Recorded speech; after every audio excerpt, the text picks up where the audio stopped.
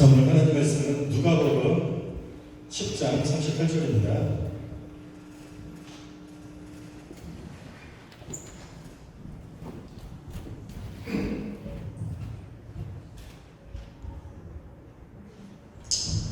자, 오늘 하나님 말씀은 누가복음, 신약성경 누가복음 10장 38절부터 42절입니다.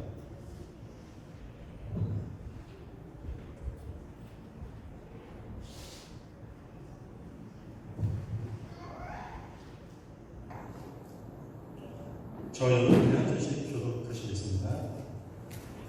그들이 길 갈 때 예수께서 한 마을에 들어가심에 마르다라 이름하는 한 여자가 자기 집으로 영접하더라.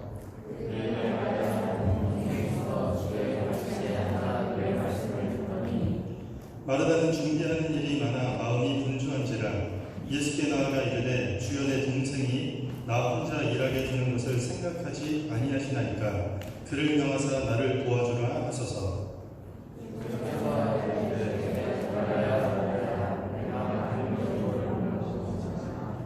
같이 읽겠습니다. 몇 가지만 하든지 혹은 한 가지만이라도 족하니라. 마리아는 이 좋은 분을 택하였으니 빼앗기지 아니하리라 하시니라. 아멘. 자, 오늘 하나님 말씀은 경계선을 무너뜨려라, 경계선을 무너뜨려라 라는 주제로 하나님 말씀을 증거하도록 하겠습니다. 자, 오늘 본문 말씀을 보면은 예수님께서 그의 일행들과 한 마을에 들리게 됩니다. 요한복음에 보면은 그 마을을 베다니라고 이름하고 있습니다. 예수님과 예수님의 제자들이 베다니라는 한 마을에 들어갔는데 거기에 마르다라는 이름이 마르다예요. 엄청 말랐을지는 모르겠지만 마르다라고 이름하는 여인의 집에 초대를 받아서 머물게 돼요. 그런데 그 여인의 여동생이 한 명 있어요. 마르다의 여동생 이름은 마리아예요. 지금부터 마르다, 마리아가 계속 나올 거예요. 헷갈리시면 안 돼요. 언니가 좀 말라서 마르다, 동생이 일단 마리아 죄송합니다. 마르다와 마리아 예수님을 집에 모셨기 때문에 아주 매우 기뻤던 모양인 것 같습니다. 왜냐하면 보통 손님이 아니었어요. 평소에 예수님과 아주 가깝게 지냈던 사이였고 더군다나 얼마 전에는 죽었다 다시 살아난 오빠 나사로를 살린 생명의 의인이기 때문에 아주 귀한 대접을 해야 되는 게 마땅했어요.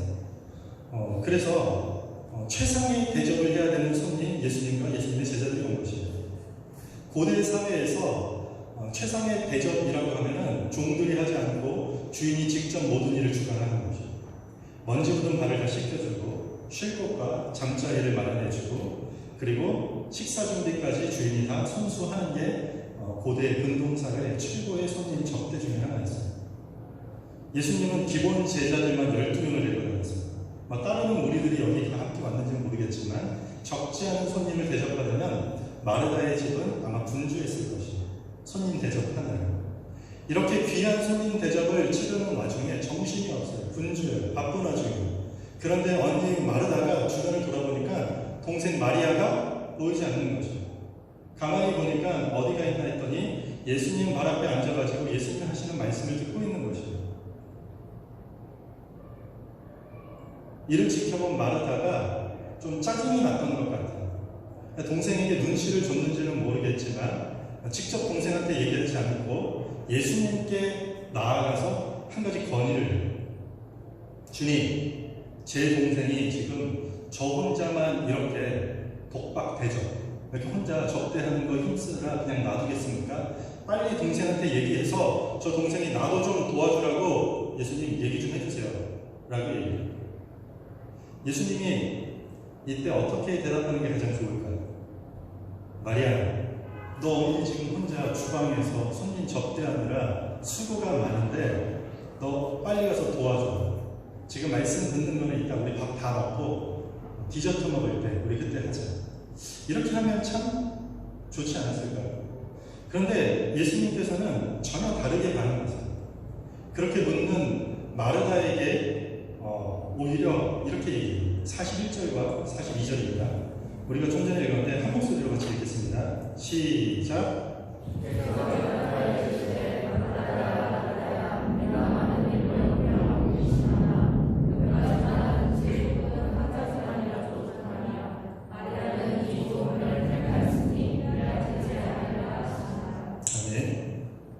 지금 예수님께서 마르다에게 오히려 뭐라고 하죠? 마르다야, 네가 지금 많은 일로 염려도 하고 있고 근심도 하고 있는데 몇 가지만 하든지 혹은 한 가지만이라도 족하니라라고 이야기해요. 이게 무슨 말인지 알 것 같은데 도대체 무슨 말이죠? 무슨 뜻일까요? 마르다가 손님 접대하느라 지금 발도 씻기고 쉴 공간도 마련하고 음식 준비하는 일로 근심이 많은데 그 중에 한 가지 일만 해도 괜찮다는 뜻일까요? 아닙니다. 지금 많은 일들을 하느라 염려하고 있는데 예수님 앞에서 앉아서 말씀 듣는 그 한 가지를 더 중요하고 우선순위로 여기라는 그런 뜻일까요? 분명한 것은 마르다가 주님을 위해 열심히 분주하게 일을 해야 되는데 동생 마리아도 놀지 말고 저 좀 도와주세요라고 요청한 것에 대해서 주님이 협조해 주지 않으셨어요. 그리고 오히려 마르다가 네가 많은 일로 염려한다라고 그걸 문제를 삼아. 그렇죠? 그리고 마르다를 이 좋은 편을 택하였다라고 하면서 오히려 칭찬을 하는 이야기로 오늘 본문의 이야기가 끝이 나요. 성경에 나와 있지 않지만 이후 이야기가 어땠을까요? 마르다 언니가 예수님이 이렇게 협조해 주지 않았을 때 어떻게 반응했을까요? 주님이 더위를 주셨나? 지금 아무 일도 안 하는 마리아 편을 든다고? 나 오늘 밥 안 해. 밥 굶어. 그날 저녁은 예수님과 일행들이 모두 다 굶었더라. 이렇게 끝났을까요? 아니면 대접하기 위해 많은 일 하는 것보다 예수님 앞에서 말씀 듣는 것이 더 우선이기 때문에 그래, 오늘 저녁은 간단하게 컵라면 먹읍시다. 간단하게 먹고 다 모여서 말씀 들읍시다. 접대고 발도 알아서 씻고 잠도 알아서 자고 대충 하고 말씀 들읍시다 라고 다 모였습니다. 오늘 본문에는 나와 있지 않아요. 생각보다 많은 크리스천들이 교회를 좀 다니셨던 분들은 이 이야기를 많이 들어보셨을 거예요. 이 본문에 대해서 조금 오해하는 경향이 있어요. 어떤 사람들은 이 본문을 양자택일로 이해하게 돼요. 양자택일. 둘 중에 하나를 선택하는 것으로 이해해요. 교회에서 봉사하는 것을 선택할 것인가, 아니면 말씀 듣는 것을 선택할 것인가. 분명 예수님이 여기서 말씀하셨듯이 마리아가 더 좋은 편을 선택했다라고 얘기했으니까 그래, 교회 봉사 말고 말씀 듣는 것을 택하자.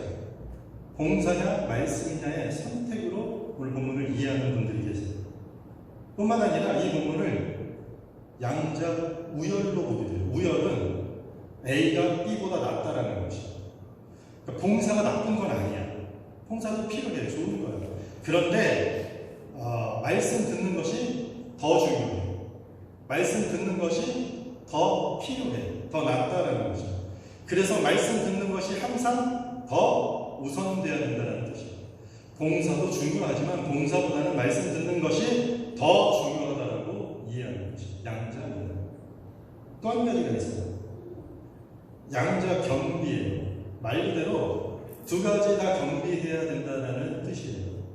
마르다의 지금 섬김의 모습이 나오죠. 마르다의 섬김. 그리고 마리아의 주님 앞에서 주님 말씀을 듣는 말씀 듣기. 둘 다 필요하다. 둘 다 경비해야 된다는 것이죠.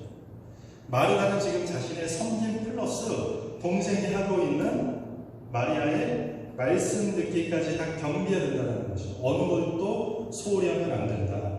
봉사와 말씀 듣기 모두 다 경비해야 된다라고 이해하는 것이죠. 보통 세 가지가 다 나왔어요. 자, 여러분들은 이 셋 중에 혹시 이 본문을 들어보셨던 분들은 평소 때 어떻게 생각하셨나요? 오늘 본문에서 마르다를 통해서 드러내는 그의 신앙이 어떤 문제점을 지적하셨는데 그것이 선택의 문제일까요? 아니면 우선순위의 문제일까요? 아니면 상호 보완에 대한 문제일까요? 제가 이렇게 물어본다는 건 눈치를 채셨겠지만 셋 다 아니죠. 오늘 본문 내용은 봉사냐 말씀이냐, 이 봉사와 말씀 사이의 선택도 아니에요. 우선순위를 선택하는 것도 아니에요. 그렇다고 상호 보완의 문제도 아니에요. 요한복음 12장에 가면 이 마르다와 마리아 이야기가 또 등장을 동생 마리아가 아주 유명한 신앙 고백을 행위로서 300데나리온이나 되는 값비싼 향유 옥합을 깨뜨려서 머리카락을 풀어서 그 머리카락으로 주님 발을 닦아요. 이 놀라운 신앙 고백을 하는 장면에 마리아 이야기가 잠깐 삽입돼요. 한번 12절, 요한복음 12장 12절 우리 화면을 보시고 함께 읽겠습니다. 시작.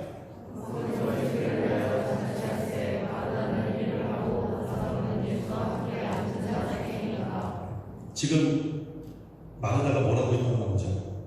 여전히 일을 하고 있어요. 마르다는 여전히 이 이후에도 자기의 자리에서 일을 하고 있는 모습을 그려주고 있어요. 그런데 오늘 본문에 한 가지 삽입되는 게 있어요. 이 앞에 뭐가 나오죠? 누구를 위해서 일한다고요? 예수를 위해서 일한다는 것이죠. 예수를 위해서. 그녀는 주님을 위해서 여전히 일하고 있는 모습으로 계속해서 성경에서 기록되고 있다는 것이죠. 그러니까 마르다는 이 이후에도 일을 소홀히 여기지 않았던 것이에요. 예수님이 지금 오늘 누가복음 10장에서 하신 그 교훈을 일보다 말씀 듣는 것이 더 중요한 가르침으로 받아들이지 않았던 것이에요. 한마디로 봉사와 말씀 듣기를 따로 구별짓지 않았던 것이에요. 오직 예수를 위해서 일을 하고 있었던 것이에요. 그러니까 우리가 성경을 볼 때 주의해야 될 점 중에 하나가 뭐냐면요, 봉사와 말씀 듣기로 이 본문을 그냥 구분지어서 바라보면 안 돼요. 이런 얘기 많죠. 마르다의 행동형 명성이냐, 아니면 마리아의 묵상형 명성이냐. 당신은 마리아 스타일입니까? 마르다 스타일입니까? 이렇게 구분지으면 안 된다는 거죠. 왜냐하면 행동은요, 우리 신앙생활 가운데 행동은요, 말씀 묵상으로부터 시작되는 것이고, 말씀 묵상은 반드시 행동으로 이어지는 것이기 때문에 이것들을 따로 구별하는 것이 아니라 온전히 하나라는 것을 우리가 잊지 말아야 되는 것입니다.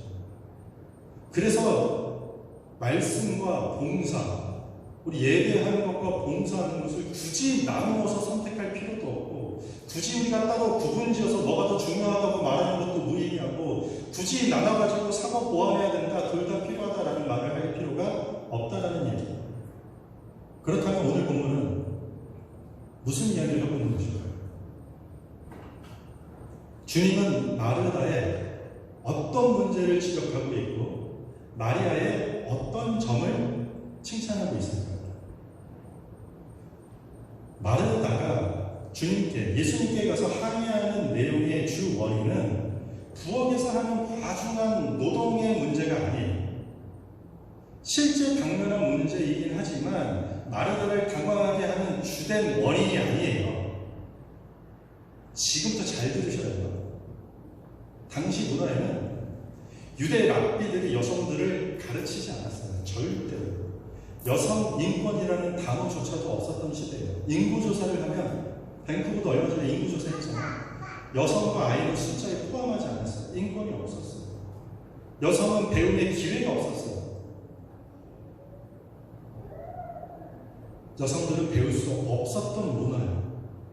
뿐만 아니라 당시 문화에서 남성과 여성의 공간은 철저하게 구분되어 있었어요. 남성과 여성의 역할도 하는 일도 완벽하게 나눠져 있었던 시대예요. 우리 한국의 마치 조선시대 생각하면 비슷할 것이죠. 그런데 그것보다 더 엄격한 문화가 유대인들 공동체, 훨씬 더 체면 문화가 강했던 공동체. 유대인들에게 거실은요, 남성들만의 공간이에요. 여자들은 들어가면 안 되는 공간이에요. 여자들의 공간이라고 하면 부엌이었어요. 부엌. 여성분들이 많으신데 벌써 불편하시죠? 예전에 그랬다는 것이죠. 남성과 여성이 어울릴 수 있는 장소는 유일하게 아이들이 노는 바깥 공간, 그리고 아니면 부부가 침실에서 만나는 공간이 전부였어요. 그런데 지금 마르다의 동생 마리아가 그것도 거실에서 남자들 사이에 들어가서 편하게 자리를 잡고 있는 것 자체가 아주 불미스러운 사건인 것입니다. 마르다는 지금 이 상황이 용납이 가지 않았다는 것입니다. 준비하는 일이 많이 분주한 상황이에요. 그런데 여성이 해야 하는 일과 장소가 엄격하게 구분되어 있는데 지금 자기 동생 마리아가 여성이 해야 될 일도 하지 않고 여성이 있으면 안 되는 장소에 앉아 있는데 분명히 주님도 그것을 알고 있음에도 분명히 아실 텐데 왜 그대로 내버려 두고 있는지 오히려 주님께 따지고 있는 것이에요. 뭐라고 얘기했죠? 그를 명하사 나를 도와주라 하소서. 마리아에게 명하라고 말하고 있지만 실제로 어떻죠? 마르다가 주님께 마치 명령하는 모습 같아요. 이 상황이 못마땅한 것이에요. 예수님께서는 지금 마르다의 헌신, 마르다의 봉사, 이것에 대한 언급은 전혀 없어요. 전혀 하지 않아요. 오히려 지금 마르다의 입장을 충분히 이해하고 있는 듯이 타이거예요. 이름을 두 번 불러요. 마르다야 마르다야. 이렇게 두 번 부르는 것은요, 책망과 질책이 아니라 이 긍휼의 표현이에요. 마르다야 마르다야 이렇게 부르면서 이렇게 설명해요. 네가 많은 일로 염려하고 근심하는 거 알아. 손님 접대하느라 신경 쓰고 해야 할 일도 많은 거 알아. 그런데 네 동생 지금 마리아가 여성이 할 일과 여성의 자리에 경계선을 넘은 그것까지는 네가 염려하거나 고민하지 마.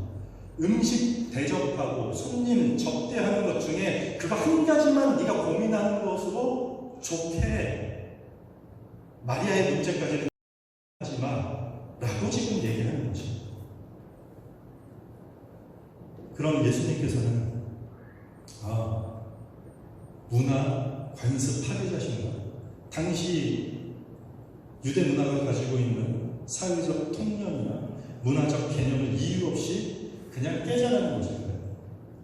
마치 오늘날 포스트 모더니즘처럼 남에게 피해가 되지 않으면 네가 하고 싶은 모든 것이나 다 하라고 하는 의미에서 남자도 여자도 하고 싶은 일 하고 가고 싶은 장소에 가라라는 의미로 지금 마리아 편을 들고 계신가요? 아주 주님이 자유로운 스타일이시기 때문에 오늘 본문을 자세히 보면은 한글 성경으로는 조금 이해하기 힘들지만 39절입니다. 10장 39절에 보면 우리 같이 한번 읽겠습니다. 시작. 그에게 마리아라는 동생이 있어 주의 발치에 앉아 그의 말씀을 듣더니. 여기 발치에 앉다라는 표현이 나와요. 이게 사실 오늘 본문에 되게 중요한 표현이에요. 이 헬라어로 누군가의 발치에 앉다라는 표현은 사도행전의 22장 3절에도 똑같은 원어가 등장해요. 그런데 거기서는 어떻게 번역이 되냐면 사도 바울이 가말리엘 문화에서 교육을 받았다라고 얘기해요. 가말리엘은 사람 이름이에요. 당시 유대교 최고의 학자의 이름을 얘기하는 거죠. 그러니까 가말리엘 문화에서 교육을 받았다라는 말은 최고의 학자인 그 가말리엘 아래서 배웠다는 뜻이에요. 지금 누군가의 발치에 앉다라는 표현은 단순히 그 사람에게 무엇을 배운다라는 의미 이상이에요. 어떤 랍비의 발치에 앉아서 배운다라는 의미는 랍비가 되려고 할 때 취하는 행동이에요. 랍비는 스승이에요. 가르치는 자예요. 이 관용구는 누군가에게 가르침을 전하고 증거하는 그의 제자가 된다는 의미를 강하게 내포하고 있는 뜻이에요. 그런데 게다가 랍비의 발치에 앉아 배우는 것 역시도 전형적인 유대인들 남자들만의 특권이었던 것이에요. 정리하면 지금 마리아가 여성이 하면 안 되는 당시 문화적 경계선을 무너뜨리는 행동을 하고 있는데 그 이유가 주님의 발치에 앉기 위해서라는 것이죠. 풀어 얘기하면 주님의 확실한 제자가 되기 위해 그 문화적 경계선을 지금 무너뜨렸다라고 얘기하는 거죠. 말씀 그냥 듣고 묵상하고 좋다, 괜찮다, 감동적이다라는 수준에 그치는 것이 아니라 그 가르침을 배워서 그의 제자가 되어서 또 다른 사람에게 그 가르침을 전하는 제자가 되겠다라는 그런 각오로 앉아있다는 것이죠. 마르다와 마리아의 이 이야기는 우리가 평소에 아주 중요하게 붙들고 있는 어떤 경계선을 무너뜨리려는 예수님의 부르심에 관한 이야기입니다. 진짜 그리스도의 제자가 누군가를 내 여인들을 통해서 보여주고 있는 거죠. 당신 모든 사회적, 문화적 개념들이 여자는 안 돼, 여자는 이거 해야 되고 저거 해야 돼, 여자는 이 장소에 있고 저 장소로 가면 안 돼라고 말하고 있지만 주님은 아니야. 그런 경계선을 무너뜨려서라도 주님을 따르는 자가 진짜 예수 그리스도의 제자가 되는 것이야. 이것을 지금 오늘 본문 모습을 통해서 우리에게 드러내고 있는 것입니다. 마르다는 여성의 할 일과 여성의 장소라는 그 경계선 때문에 너무 고민이 많았던 것입니다. 내 동생이 왜 저러냐. 그 경계선 생각하다 보니까 이제 동생이 자꾸 못마땅해 보이는 것이죠. 그리고 시간이 지나면서 주님도 못마땅한 것이죠. 주님도 아시면서 저 아실 만한 분이 왜 저러고 계시나 못마땅해 보이는 것이죠. 우리 주위에 얼마나 많은 경계선들이 있어요. 그게 사회적으로 문화적으로 내가 배웠던 것이든지 가정에서 받았던 경계선 아니면 내가 살아가면서 내가 만들어낸 어떤 경계선들. 여자는 예뻐야 해. 남자는 경제적 능력이 있어야 돼. 저 사람은 아직 어리니까 아무것도 모를 거야. 저 사람은 나이 많으니까 아마도 꼰대일 거야. 나는 일요일에 예배 한번 드리는 것만으로도 충분해. 교회 봉사는 저런 사람끼리 하는 것이다. 이런 경계선들 때문에 신앙생활에도 걱정과 염려가 너무 많이 생기는 거죠. 자꾸 이런 경계선들을 자꾸 생각하고 의식하다 보니까 어떤 사람들이 어떨 땐 자꾸 못마땅해 보이는 거죠. 심지어 하나님 도대체 저런 사람들 왜 잘 먹고 잘 삽니까? 그대로 내버려 두십니까? 하나님도 못마땅해 보이는 것이에요. 여러분들에게 익숙한 경계선이 있을 것이에요. 어떤 것들은 혹시 그런 경계선 때문에 교회의 멤버로는 되어 있지만 정작 그리스도의 제자라고 물으면 확실하게 대답 못하는, 아직 그리스도의 제자가 되지는 못하는 그런 자리에 있습니다. 우리가 교회에 나오는 이유는, 우리가 이렇게 모여서 예배하는 이유는요, 철치 멤버십을 획득하기 위함이 아니에요. 우리가 예배드리는 이유는 우리가 교회에 다니는 사람이 되기 위해서 모이는 것이 아니라고요. 물론 처음엔 그럴 수 있어요. 시작은 대부분 그렇게 시작해요. 그런데 그리스도인의 궁극적인 꼴은 내 경험과 내 지식과 외부에서든지 내부에서 나왔던지 그 만들어낸 문화가 그런 경계선들을 무너뜨려서라도 예수께로 가까이 나아가서 그리스도의 신실한 제자가 되는 것이 그리스도인의 꼴이에요. 그게 우리가 나아가야 될 궁극적인 방향이에요. 세상, 교회가 우리 어수선하다라고 말하잖아요. 이 어수선하고 어두운 세상에 필요한 교회가 어떤 교회일까요? 말씀 듣고 좋네, 괜찮네, 묵상 정도 하는 사람들이 많이 모이는 것이 필요할까요? 아니에요. 말씀대로 살기 위해서 내게 익숙하지만 무가치한 그 경계선을 과감하게 무너뜨릴 수 있는 신실한 제자 한 사람이 필요한 것입니다. 이스라엘 속담에 이런 속담이 있어요. 양 한 마리가 이끄는 사자 무리보다 사자 한 마리가 이끄는 양 무리가 훨씬 더 강하다. 많은 사자가 필요한 게 아니라 제대로 된 사자 한 마리가 양을 이끌 때 능력 있는 파워풀한 군대가 된다는 것입니다. 어떤 그리스도인들이 필요할까요? 성경이 말하는 구원이죠. 성경에서 말하는 구원의 핵심은 하나님과 인간 사이의 화목만 얘기하는 것이 아니에요. 하나님과 인간 사이의 화목과 동시에 인간과 인간 사이의 화목도 포함하고 있는 것이에요. 이방인이나 유대인이나 자유자나 종이나 헬라인이나 유대인이나 남자나 여자나 상관없이 그리스도 안에서 모든 경계선은 무너지는 것이에요. 그게 교회고 그게 그리스도 안에서 살아가는 그리스도인입니다. 예수 그리스도를 따르기 위해 방해가 되는 어떤 경계선을 무너뜨리는 것에서 제자도의 핵심이 출발되는 거고 그것이 기독교 신앙의 기본이 되는 것입니다. 밖에 나가면 자기만의 경계선 안에서 교회를 다니는 사람들 상당히 많이 만납니다. 하지만 그 경계선을 깨뜨려 가면서까지 예수의 제자가 되려는 사람들은 좀처럼 만나기가 힘들어요. 예수의 제자가 많은, 한마디로 좋은 교회를 다들 찾고 있어요. 근데 자기는 절대로 제자가 되려고 하진 않아요. 그 경계선들 때문에. 이건 넘으면 안 돼. 큰일 나요. 그럼에도 불구하고 어떤 신실한 그리스도의 제자들의 헌신과 섬김만 교회에서 누리고 싶은 사람들도 많아요. 섬기는 자와 누리려는 자의 경계선 자체를 우리가 무너뜨려야 되는 것이죠.